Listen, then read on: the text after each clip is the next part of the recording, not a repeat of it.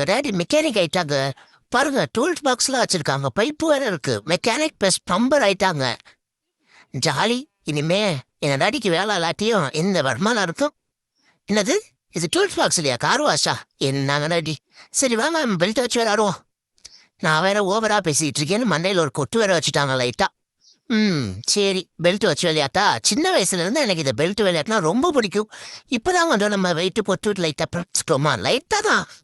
அதனால நம்மளுக்கு வந்து விளையாட கொஞ்சம் கஷ்டம். இருந்தாலும் ஜொயின்னு எப்படி போனேன் பார்த்தீங்களா? இப்படிலாம் வீட்டில் நான் ஸ்கேட்டிங் பண்ணி விளையாடுவேன். இந்த பெல்ட்டை வச்சு சுற்றி சுற்றி சுற்றி என்கிட்ட வேடிக்கை காமிச்சாங்க. நல்லா அதில் ஜாலியாக ஒரு ஆட்டத்தை போட்டுட்டு இந்த கேபிள் டை வேற என் கண்ணில் மாட்டுச்சு.